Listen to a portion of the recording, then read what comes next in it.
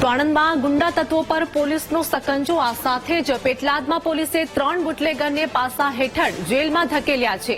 મોહિદ્દીન ઉર્ફે બાટલો મહંમદ ફારૂક કાજી સામે કાર્યવાહી કરવામાં આવી, તો તોસીફ હુસૈન ઉર્ફે રાજુ અનવર મિયા મલિક જેલ ભેગો થયો છે.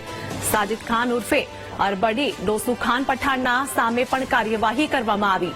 ત્રણેય આરોપીઓને અલગ અલગ જેલમાં ધકેલવામાં આવ્યા છે. પોલીસની કાર્યવાહીથી અસામાજિક તત્વોમાં ફફડાટ જોવા મળ્યો છે. સંવાદદાતા ઘનશ્યામ અમારી સાથે જોડાઈ ગયા છે. અસામાજિક તત્વો જે પ્રમાણે આતંક ફેલાવે છે, તો પોલીસનો ખોફ હવે દેખાઈ રહ્યો છે. શું વધુ અપડેટ?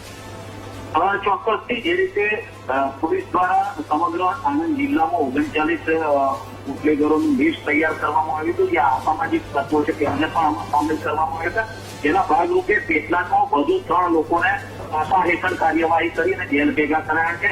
મહત્વની વાત એ છે કે આ તમામ 3 લોકો પેટલાદમાં વિદેશી દારૂનો ધંધો કરતા હતા. મોહિદ્દીન ઉર્ફે બાટલો મહંમદ ફારૂક તેમજ તોસીફ હુસૈન તેમજ રાજુ અનવર મિયા સહિતના જે 3 લોકો છે, આ 3ને પાસા હેઠળની કાર્યવાહી ભેગા કરાયા છે, જેને લઈને બુટલેગરોમાં પકડ ફેલાયો છે. જી આભાર ઘનશ્યામ માહિતી આપવા બદલ.